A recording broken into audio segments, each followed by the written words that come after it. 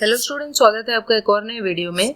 आज हम Matthew Arnold की फेमस पोएम डोवर बीच की समरी को अच्छी तरीके से समझ रहे हैं।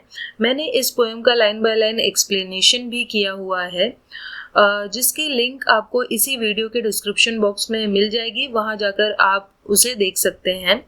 इस पोएम में मैथ्यू आर्नोल्ड ने हमें बताया है कि किस तरीके से दुनिया में रिलीजियसनेस कम हो रही है, स्पिरिचुअलिटी कम होती जा रही है, लोगों का भगवान पर यकीन कम होते जा रहा है।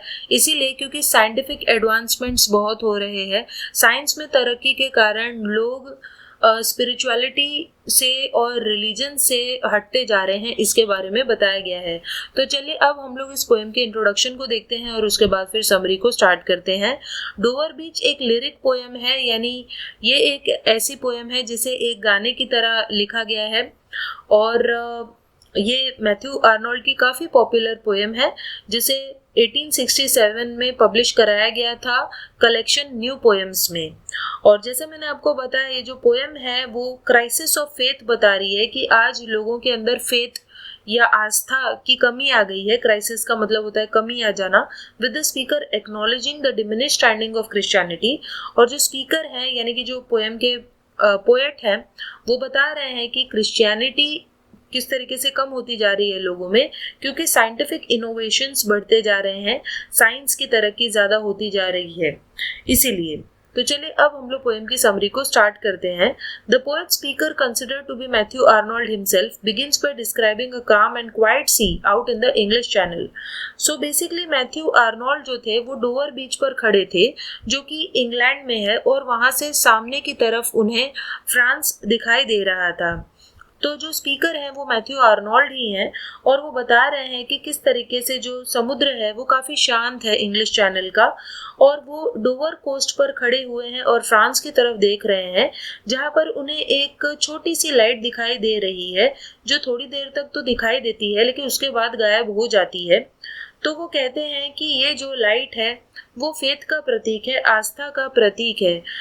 तो जैसे वो लाइट बुझ गई, उसी तरीके से जो फेथ है, आस्था है लोगों के अंदर, वो भी बुझती जा रही है, यानी कम होती जा रही है इंग्लिश लोगों में और बाकी की दुनिया में भी।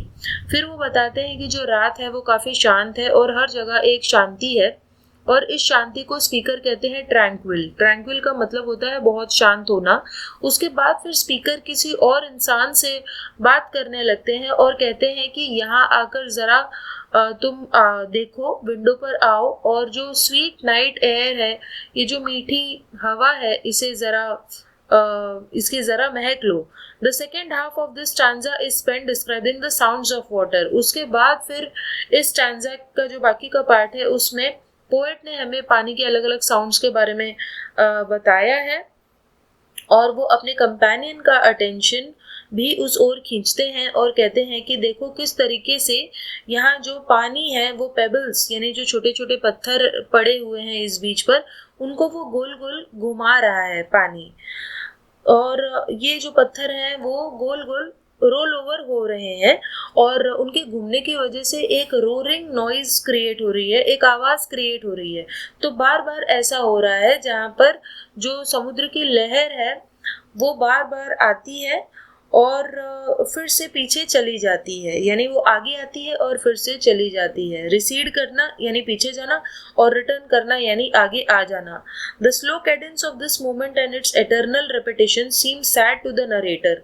तो नरेटर को ये जो मूवमेंट है समुद्र की लहरों का आगे पीछे जाना, ये काफ़ी सैड लगता है, और उसे ऐसा लगता है जैसे कि सी जो है अपने साथ सैडनेस लेकर आ रही हो। और वो कहता है कि ये सेम सैडनेस की जो आवाज़ है वो बहुत समय पहले सोफोकल्स, जो कि एक ग्रीक फिलोसोफर थे, उन्होंने भी सुनी होगी, और ये सेम साउंड एजियन सी, यानी ग्रीस की जो एजियन सी है वहाँ पर भी यही साउंड सुनाई दिया होगा, जो आज मुझे यहाँ पर डोवर बीच पर इस इंग्लिश चैनल से सुनाई दे रहा है। It too brought to his mind the feelings of human misery. और शायद सोफोकल्स ने भी ह्यूमन मिजरी की बात को सोचा होगा जैसे आज मैथ्यू आर्नोल्ड वहाँ पर खड़े होकर सोच रहे हैं। तो सोफोकल्स ने सोचा होगा कि कैसे इंसान जो है अपनी ही गलतियों के कारण मिजरेबल होता जा रहा है, क्योंकि वो साइंस के पीछे भाग रहा है और उसे रिलीजन के ऊपर जरा भी यकीन नहीं है। Arnold hopes to bring to the readers attention the universal experience of misery that all throughout time have lived with. तो वो कहते हैं कि ये जो मिजरी का एक्सपीरियंस है, दुख और दर्द का एक्सपीरियंस है, ये हमेशा से चला आ रहा है। इसीलिए सोफोकल्स ने भी इसे सुना था और आज मैं भी सुन रहा हूँ। In the third stanza of Dover beach it becomes clear that Arnold is speaking about the diminishing faith.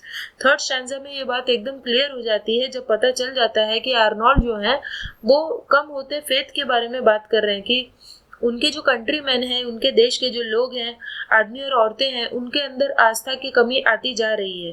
He describes how the sea of faith once covered all of the round earth शोर।